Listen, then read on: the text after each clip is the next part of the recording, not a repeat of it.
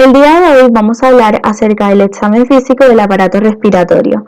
Primero que todo es importante que tengamos en cuenta que el paciente debe estar sentado frente al médico, respirando tranquilamente y en cuanto al lugar, este debe contar con una iluminación adecuada. El examen físico del aparato respiratorio incluye tanto la inspección, la palpación, la percusión y la auscultación. Entonces vamos a hablar acerca de cada uno de estos aspectos. En cuanto a la inspección, es importante que conozcamos los reparos anatómicos y ciertas líneas imaginarias, para después hablar acerca de lo que sería la evaluación del tórax estático y el tórax dinámico.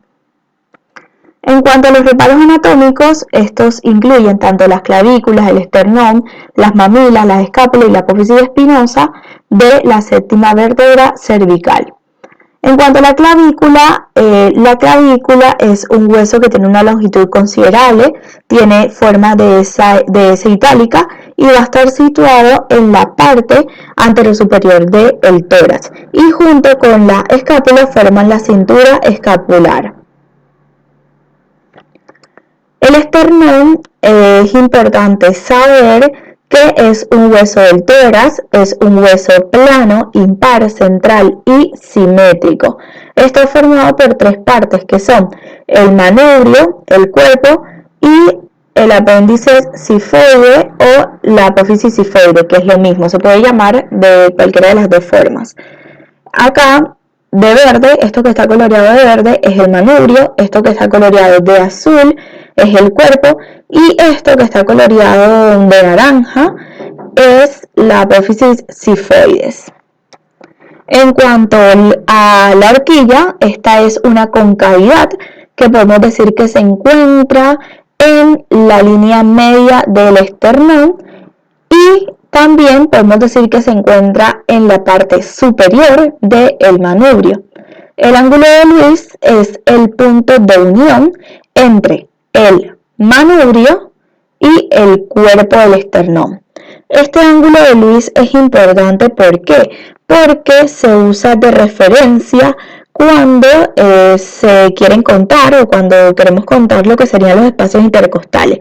Esto es así, ¿por qué? Porque este ángulo de Lewis va a estar coincidiendo con el segundo cartílago costal.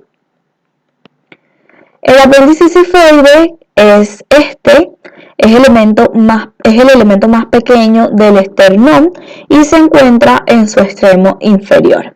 Y el ángulo epigástrico, con el vértice formado por la apófisis sifoide y los lados por los últimos cartílagos costales. Otros reparos anatómicos que es importante que tengamos en cuenta son las mamilas, que en el hombre corresponden al cuarto espacio intercostal, la escápula, que recordemos que es un hueso plano y triangular, y lo que sucede es que su límite inferior se halla a nivel de la séptima costilla. Y por último, podemos mencionar la apófisis espinosa de la séptima vértebra cervical. Ahora vamos a hablar de las distintas líneas imaginarias. Estas líneas son importantes porque nos ayudan a limitar ciertas áreas. Por ejemplo, tenemos la línea medio esternal, que es esta línea que está acá señalada de color amarillo. Es una línea vertical que pasa por la mitad del esternón. Tenemos las líneas hemiclaviculares que están señaladas de color rojo. Estas líneas verticales se trazan a partir del punto medio de la clavícula. Vamos a tener también la línea axilar posterior, que acá está señalada de morado. Esta es una línea vertical que se ubica paralela a la pared posterior de la axila. Vamos a tener la línea axilar anterior, que también se ubica paralela, pero en este caso va a estar paralela a la pared anterior de la axila. Y acá, señalada de color negro, tenemos la línea axilar media, que es una línea vertical que se ubica entre ambas líneas axilares, o sea, entre la línea axilar anterior y la línea axilar posterior, en un punto equidistante entre una y otra. También podemos mencionar la línea vertebral, que es esta línea que está acá señalada de rosado, que esta línea lo que hace es que coincide con las apófisis espinosas. Acá en esta imagen de la izquierda, si miramos bien, acá de color gris tenemos señalado el ángulo de Lewis, que es importante, que como dijimos antes va a estar coincidiendo con el segundo cartílago costal. Entonces, si queremos contar los espacios intercostales, esto nos ayuda. Bien, teniendo en cuenta eso, o sea, tanto los reparos anatómicos como las líneas imaginarias, vamos a hablar del tórax estático y el tórax dinámico.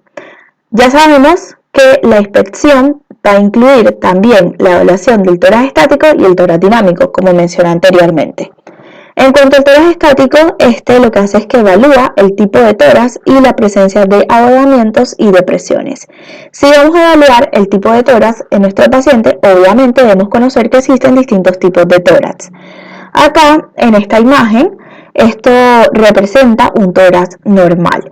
Pero, como dijimos, existen distintos tipos de tórax. Por ejemplo, tenemos el tórax enfisematoso o tórax entonel, que acá presenta un aumento del diámetro anteroposterior, el tórax de pollo, que presenta una prominencia external, el tórax excavado, que presenta una depresión external, el tórax periforme, que se caracteriza por su forma circular, el tórax paralítico, que presenta un aumento del diámetro transversal y una disminución del diámetro anteroposterior. Tenemos también el tórax sifótico senil, que presenta una exageración de la sifosis fisiológica en la parte media de la región dorsal de la columna. Y también vamos a tener el tórax sifótico juvenil, que presenta una exageración de la sifosis fisiológica en la parte inferior de la región dorsal de la columna. En cuanto al tórax dinámico, en este caso vamos a evaluar el tipo respiratorio, la frecuencia respiratoria, la amplitud respiratoria, el ritmo respiratorio y por último vamos a evaluar si nuestro paciente presenta algún signo de dificultad respiratoria. En cuanto al tipo respiratorio, lo normal sería que en la mujer el tipo respiratorio va a ser costal superior, en el hombre es costo-abdominal y en el niño es abdominal. En cuanto a la frecuencia respiratoria, en condiciones normales, en el adulto, la frecuencia respiratoria es de 12 a 24 ciclos por minuto y lo que se hace es que esta frecuencia respiratoria se explora colocando la mano sobre el tórax de nuestro paciente y contando las respiraciones. Hay dos conceptos que es importante que tengamos en cuenta, que es taquipnea y bradipnea. Taquipnea es el aumento de la frecuencia respiratoria, esto puede ser producido, por ejemplo, por fiebre, anemia o ansiedad, y la bradipnea es la disminución de la frecuencia respiratoria. La amplitud respiratoria, en este caso vamos a tener la batipnea o respiración profunda, que esto es el aumento de la amplitud respiratoria. Tenemos la hipopnea o respiración superficial, que es la disminución de la amplitud respiratoria. Vamos a evaluar también el ritmo respiratorio. El ritmo respiratorio lo que hace es que nos indica la regularidad de los ciclos en cuanto a la relación cronológica entre la inspiración, expiración y apnea. Este ritmo respiratorio, en cuanto a la normalidad, va a ser de 3, 2 y 1. Teniendo en cuenta eso, es importante saber que existen distintos patrones respiratorios anormales, dentro de los cuales podemos destacar la respiración de Cheyne-Stokes, la respiración de Biot y la respiración de Kussmaul. En cuanto a la respiración de Cheyne-Stokes, en este caso se observan series de respiraciones de profundidad creciente y luego decreciente, después de las cuales el paciente deja de respirar. Este tipo de respiración se debe a un aumento de la sensibilidad al dióxido de carbono. Y es importante saber que este tipo de respiración afecta aproximadamente al 30% de los pacientes con insuficiencia cardíaca estable. Y también se puede observar en trastornos neurológicos como por ejemplo meningitis, encefalitis, entre otros. La respiración de Biot es otro tipo de respiración periódica en la que alternan apneas que estas apneas van a ser de duración variable. ¿Y qué sucede? Que estas apneas van a alternar con ciclos de respiraciones de igual o distinta profundidad. Hay que destacar que este tipo de respiración, o sea, la respiración de Biot, es característica de la meningitis. Por último, vamos a hablar de la respiración de Kussmaul, que consiste en una inspiración que va a ser amplia, profunda y ruidosa, que va a estar seguida por una breve pausa y posteriormente vamos a tener una expiración que va a ser corta y quejumbrosa para dar paso a una nueva pausa más prolongada. Este tipo de respiración lo vamos a ver, por ejemplo, en la acidosis metabólica. Además de eso, también vamos a evaluar, como dije antes, si nuestro paciente presenta algún signo de dificultad respiratoria. Hay que tener en cuenta que estos signos aparecen cuando hay una obstrucción en cualquier punto del tracto respiratorio. Estos signos de dificultad respiratoria pueden ser, por ejemplo, el aleteo nasal inspiratorio, que en este caso las alas de la nariz se mueven con cada respiración, el tiraje, que es el hundimiento o retracción de los espacios intercostales o de las fosas supraesternales o supraclaviculares, y hay que tener en cuenta que este tiraje se debe a un aumento de la presión negativa intratorácica.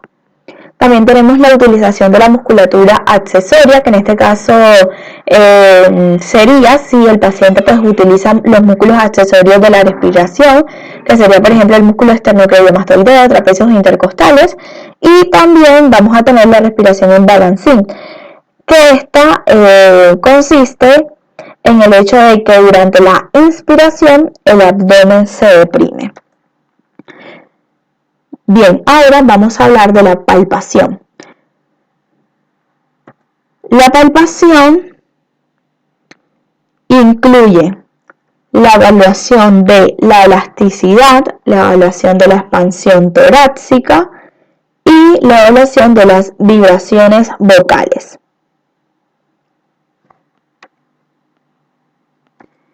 En cuanto a la evaluación de la elasticidad, acá vamos a colocar la palma de nuestra mano, o sea, una palma de nuestra mano por delante y la palma de la otra mano por detrás, comprimiendo al final de la expiración, así como se ve acá en la imagen.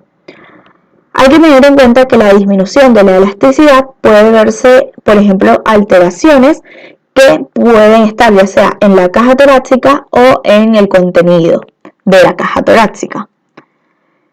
En cuanto a la evaluación de la expansión torácica, en este caso, esta maniobra se hace para comprobar los cambios de volumen que ocurren en los pulmones con la inspiración y la expiración. Acá nosotros podemos evaluar la expansión de los vértices y la expansión de las bases por detrás y por delante, como se ve en esta imagen.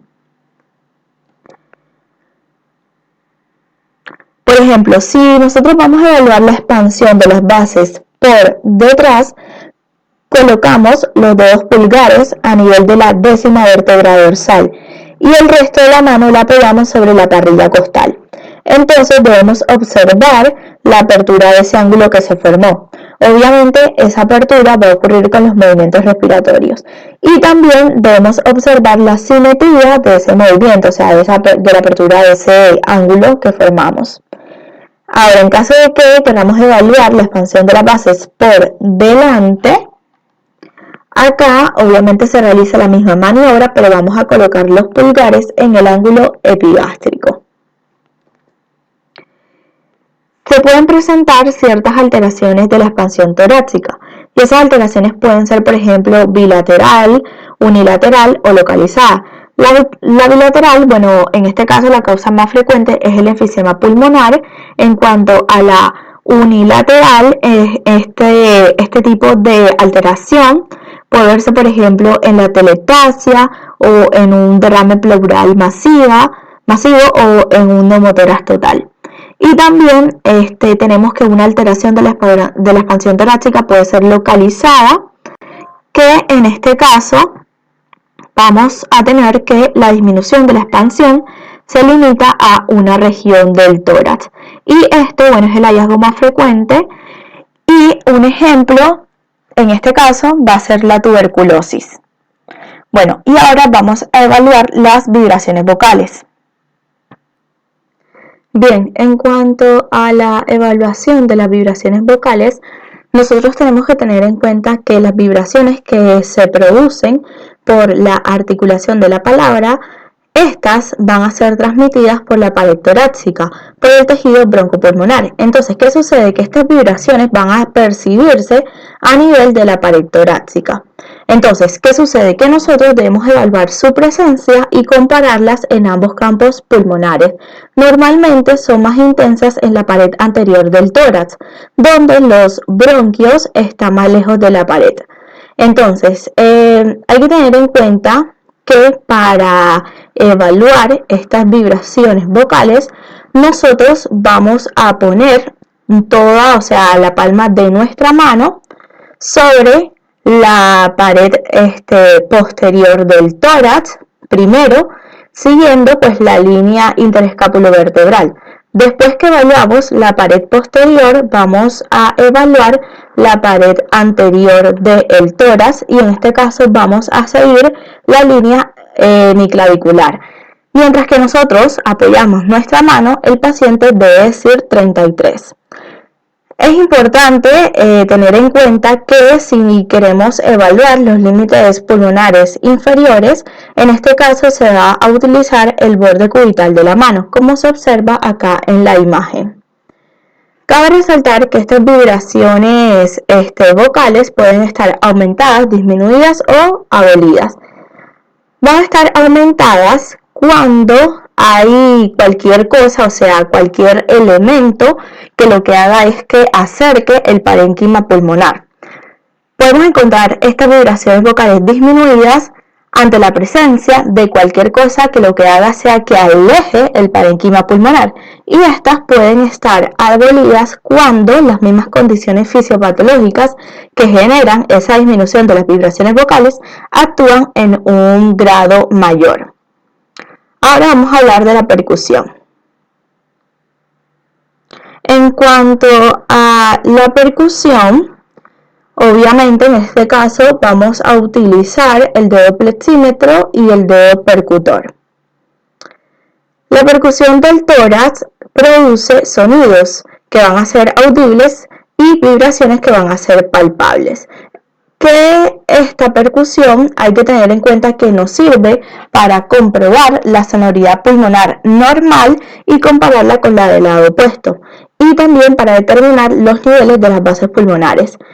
Hay que tener en cuenta que el pulmón normal siempre a la percusión va a ser sonoro. ¿Cómo se va a realizar esta maniobra? Bueno, vamos a hacerla de arriba a abajo siguiendo la línea interescapulovertebral, espacio intercostal por espacio intercostal, colocando el dedo plexímetro paralelo al arco costal. Vamos a percutir ambos campos pulmonares y luego vamos a realizar una percusión comparativa. Y obviamente en un pulmón normal debe obtenerse un sonido que va a ser sonoro. Cabe resaltar que cuando llegamos al límite inferior de los pulmones va a haber un cambio de sonido, o sea, ya no vamos a obtener un sonido que va a ser sonoro, más bien vamos a obtener un sonido mate que obviamente va a estar dado por el diafragma. Si queremos evaluar la excursión de las bases, en este caso vamos a solicitarle al paciente que realice una inspiración profunda. Mientras tanto, vamos a ir percutiendo hasta el límite inferior de la sonoridad.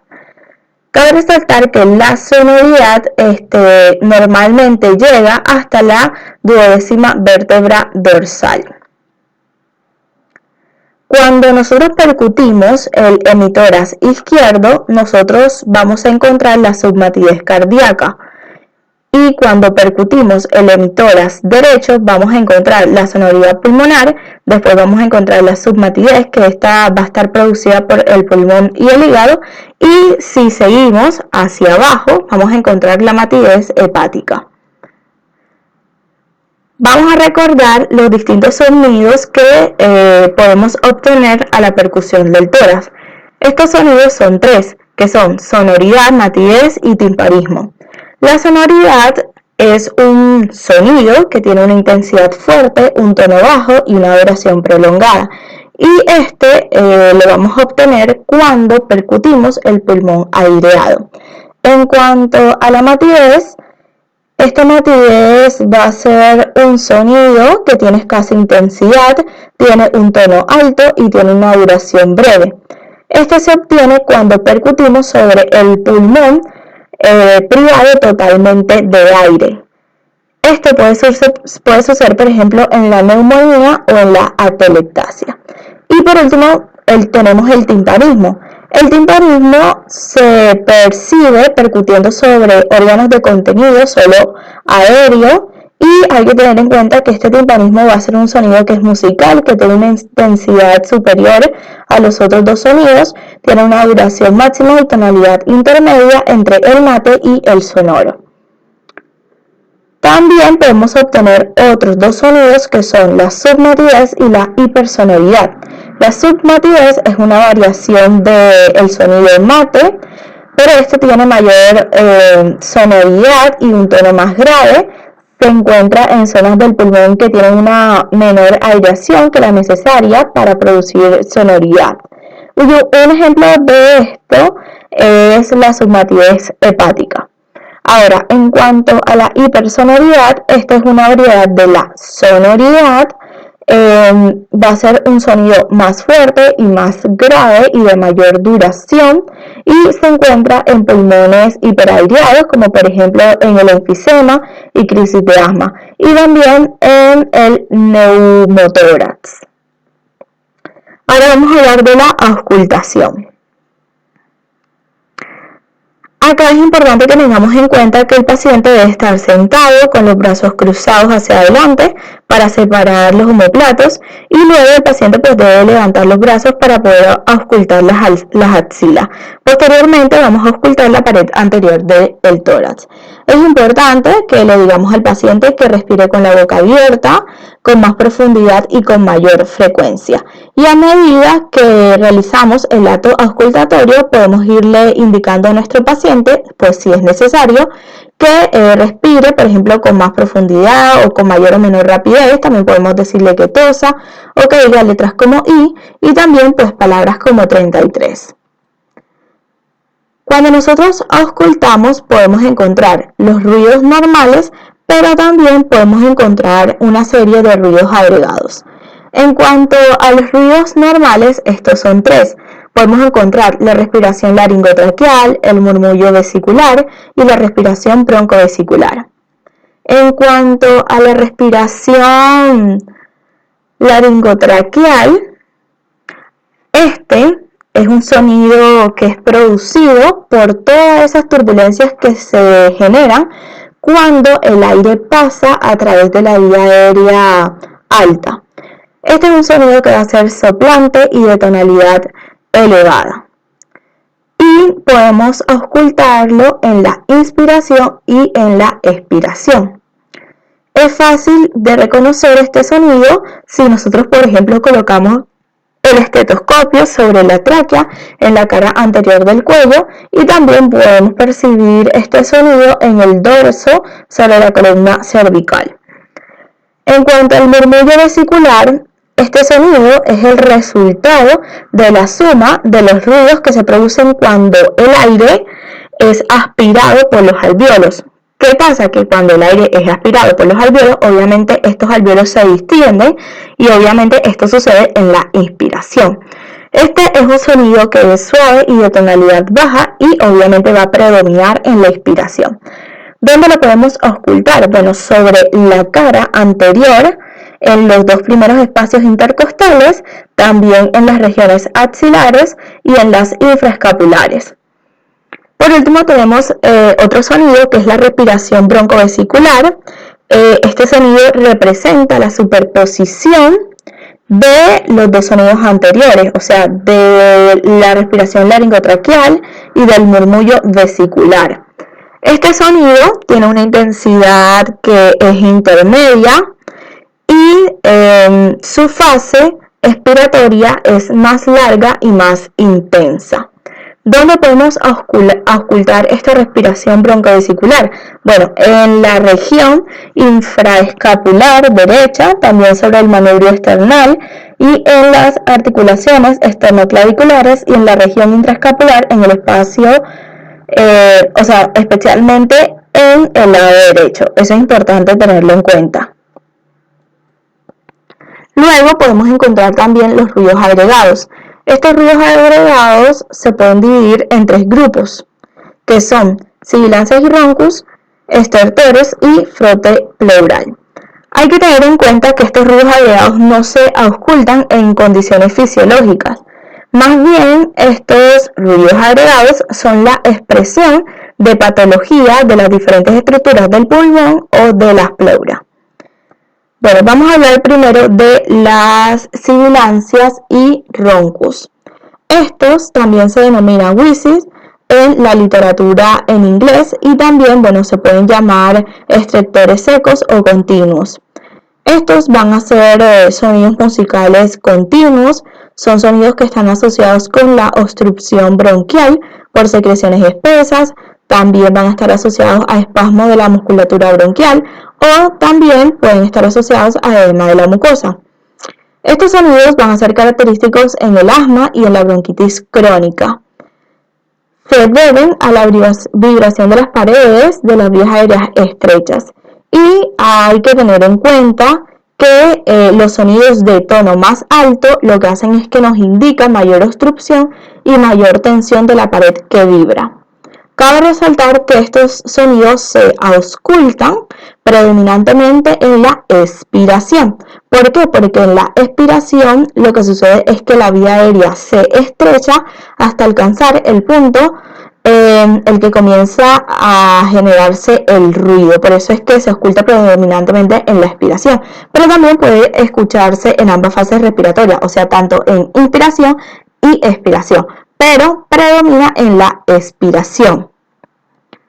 En cuanto a las sibilancias, específicamente, este es un sonido que va a ser similar a un silbido, tiene una tonalidad más alta o aguda, y podemos encontrar, por ejemplo, sibilancias polifónicas o sibilancias monofónicas o fijas. En cuanto a las sibilancias polifónicas, se le llama así a las sibilancias múltiples que van a estar diseminadas en ambos campos pulmonares y que van a presentar distintas tonalidades. Estas van a ser típicas, por ejemplo, en la crisis de asma bronquial. Ahora, en cuanto a la sibilancia monofónica o fija, se le llama así a una sibilancia aislada. Esta puede indicar una obstrucción parcial de un bronquio por un tumor o un cuerpo extraño. Ahora, específicamente en cuanto al roncus, este es un sonido que va a ser similar al ronquido de un hombre que duerme. Es un sonido de tonalidad más baja o grave.